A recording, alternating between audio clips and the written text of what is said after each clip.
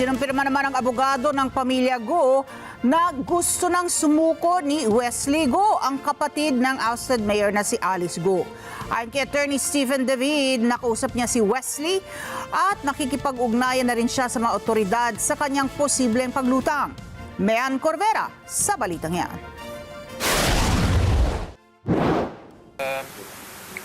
Gusto na ring sumuko ni Wesley Go, isa sa mga kapatid at kasamang tumakas palabas ng Pilipinas nang napatalsik na si Banban Tarlac Mayor Alice Go.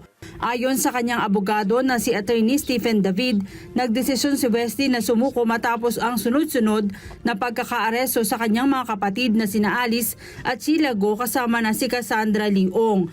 Sinabi ni David na nakausap niya kagabi si Wesley at sinabing nakikipag-ugnayan na rin ito sa mga otoridad para sa kanyang posibleng paglutang. Gusto rin niya sumuko. Detail, hindi ko masasabi. Bakit gusto niya sumuko? Siyempre, dumadating yung point ng isang tao yung nadi-discourage ka, di ba? Kasi yung makasama mo, nandyan na lahat, di ba? So, human being that we are, dumarating yung point ng kahinaan natin. Gusto natin humarap. Which is actually yun naman ang tamang gawin eh. Pero hindi pa masabi ni David ang kinaroroonan ngayon ni Wesley. Si Wesley ay kasama sa 8 personalidad na inisuhan ng warrant of arrest ng Senado dahil sa pagtangging humarap sa pagdinig kaugnay ng iniimbestigang ni-raid na pogo sa Porac sa Pampanga at Banban Tarlac. Hindi niya nakikita yung essence pa ng pagtatago. Una-una, sabi ko nga, pagtatago ka, ano bang kasalanan mo? Hindi ko tinatanong. Bakit? Kahit tanongin mo, hindi ka naman sasagutin mo. Sa ngayon, wala pa raw siyang komunikasyon kay Alice kahit pa naaresto na ito sa Indonesia.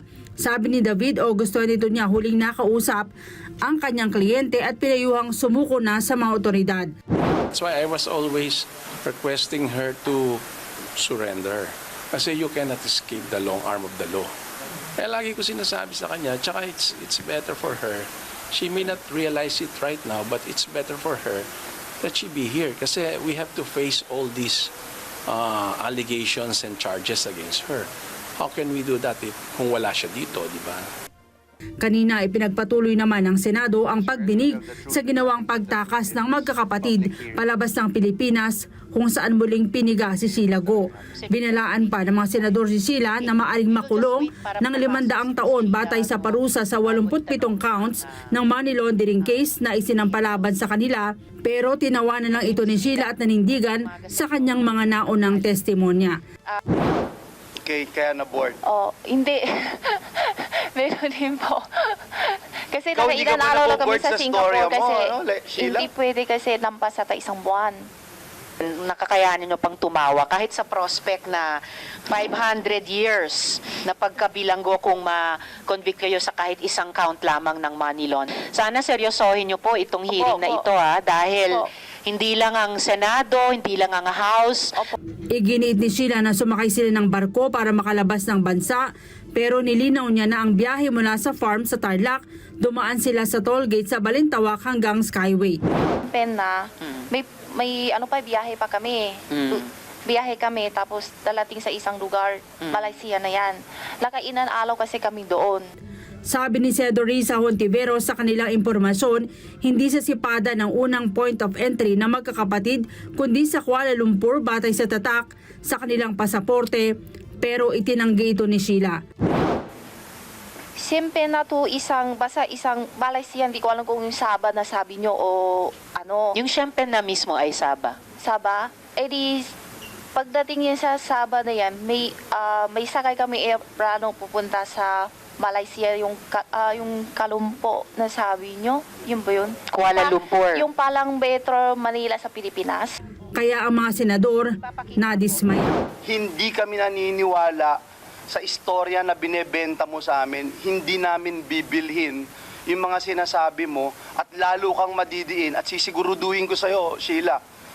Pag hindi ka nagsabi ng katotohanan, sisiguraduhin namin sa'yo ng buong Senado na mapaparusahan kang husto.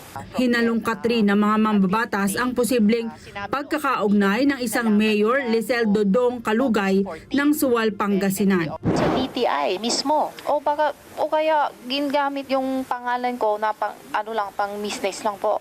Nasa Suwal, Pangasinan kasi ang Alicel Aqua Farm na nakapangalan kay Sheila batay sa permit na inisyo ng DTI bukod pa sa kanyang insurance membership ID, pero wala raw alam si Sheila. Inimbitahan pero hindi nakasipot ang alkalde dahil may dengue umano ito. Biguring humarap sa pagdinig si Cassandra Leong batay sa excuse letter na ipinadala ng Kamara. Nasa ospital ito dahil sa pagbaba ng sugar level at blood pressure at kailangan niya ng 3 araw bago makarecover. Sa Lunes, inaasahang haharap na sa pagpapatuloy na investigasyon ng Senado si Alice Go. Ayon sa kanyang abogado, handa namang magsabi ng katotohanan ng kanyang kliyente pero hindi siya sigurado kung papangalanin nito ang mga umano'y kasabwat sa Pogo operations. May Ann Corbera para sa Mata ng Agila, matatag, matapang, matapat. Maraming salamat sa inyo pong pagsubaybay sa Mata ng Agila Primetime. Para malaman ang matatag, matapang at matapat na mga balita, i-follow lamang at mag-subscribe sa @Net25 TV.